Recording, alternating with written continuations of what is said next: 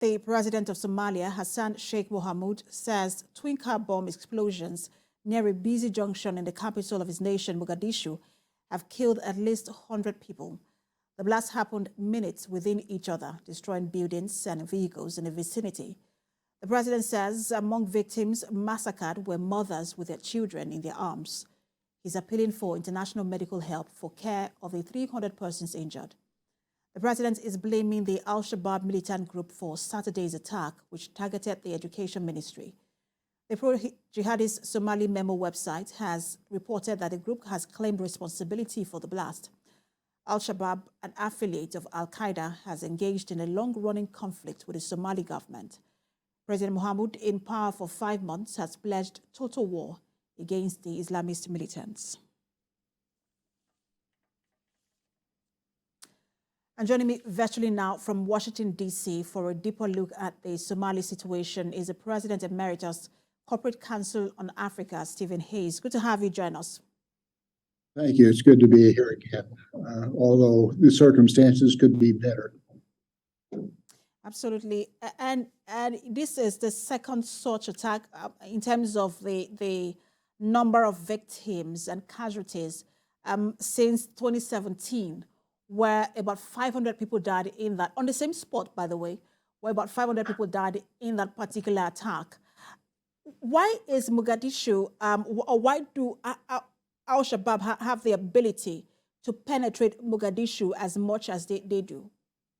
Well, that's a good question, but basically, Al-Shabaab controls the territory between the northern half, really about the central part of Somalia, and the southern part is really under Al-Shabaab control. Mogadishu sits in the center of that area, so it makes it a very highly vulnerable spot. If the capital were, say, in the northern part, it would be much more difficult. But security is very limited in Mogadishu and the lower half of Somalia. And with this particular attack on the Ministry of Education, what message do you think the terrorists were trying to pass? Well, I think the message is that education belongs to the jihad. I don't think that, though. I think a jihad is misnomer. There's no holy war about this. It's criminal. It's certainly out of touch with the Quran, as I think people understand it. I think it's just a message of desperation. I was able to talk to an assistant to the president of Somalia this morning, and he said that the fact is that the Al-Shabaab has lost quite a few battles outside of Mogadishu, and this is an attempt to reinvigorate and accent again that Al-Shabaab is still effective. Whether that really shows that or not, but it clearly is just an outrageous criminal act that deserves condemnation, and the government of Somalia deserves all support worldwide. And the government has continued to over and over again claim that it is winning the war, which is exactly what you're echoing from the special advisor to the president. But when you look at attacks like this, is there an indication that the government is actually winning the war? Well, I think that's a good question, and I don't think I have an answer, or anybody else has an answer to that totally. The problem is that also that Al-Shabaab has been very good at infiltrating parts of the government, and so it's you have a hard time knowing who to talk to, and under those circumstances, then you become afraid to talk, and so the government or any group of citizens, frankly, becomes less effective. So I think that they're going to have to continue to endure, but the battle, to me, it looks like the battle is still to be fought for quite a while.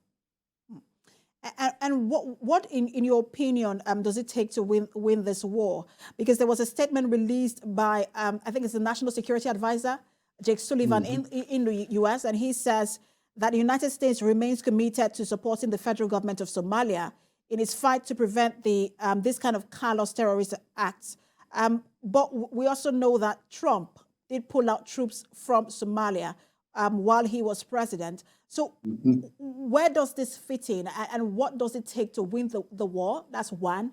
And what kind of support can the U.S. offer now to Somalia? It's going to take a unified approach across the board. By that I mean, by unified, I mean an international approach. Al-Shabaab is an international danger. It's not simply a danger to Somalia. The U.S. alone, given the track record, I think cannot save the situation by itself. But by working with other countries, Kenya, Ethiopia, Europe especially, and I would also even say the Middle East, and especially the Middle East, then I think Al-Shabaab can be defeated. But it's going to take a united effort. The United States can stand behind any number of countries, but whether we have the resources and whether the political climate is going to allow us to endure, I think is a fair question. And I don't think that my saying that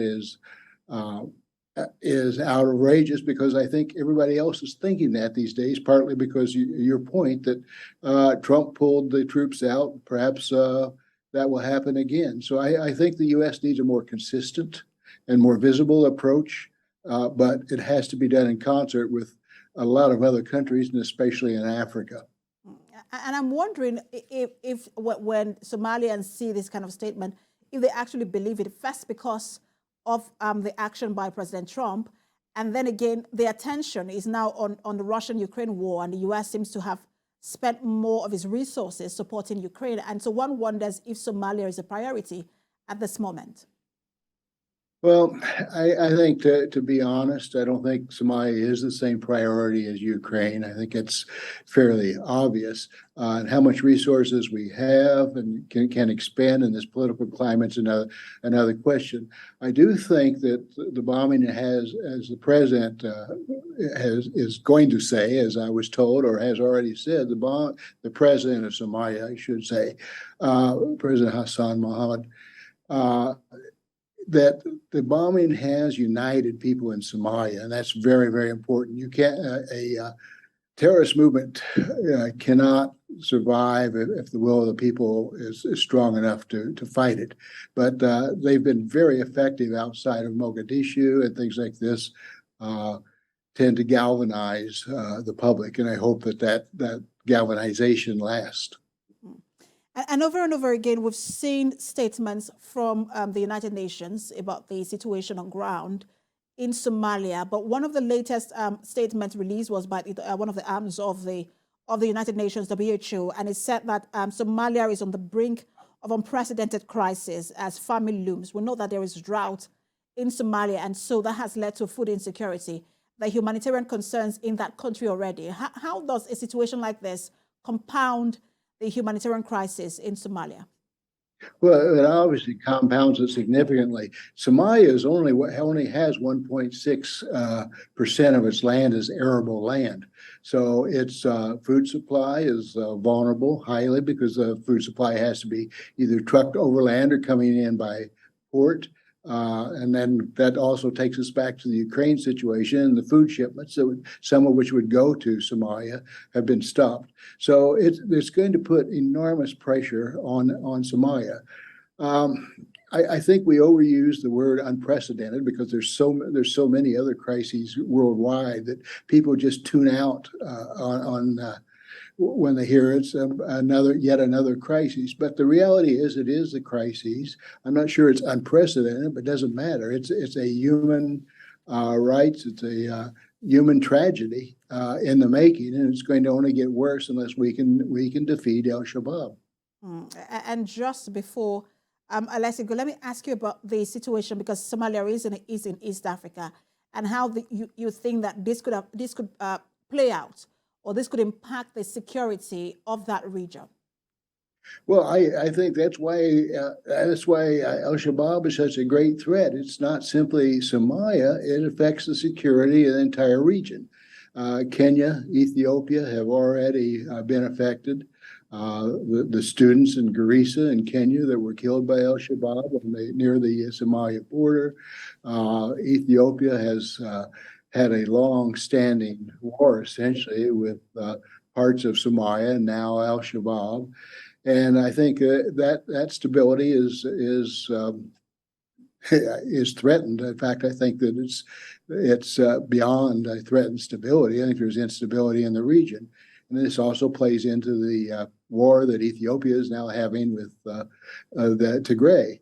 So all this is factors, and then you're going to have nearby areas of ports. Djibouti also affected. So I think it's not something that we limit to Somalia. It's a regional problem, and because it's a regional problem, it's going to be a major international problem beyond Africa. Really good to have you on. Always great talking to you. President Emeritus, Corporate Council on Africa, Stephen Hayes. As always, thank you for the honor. Thank you.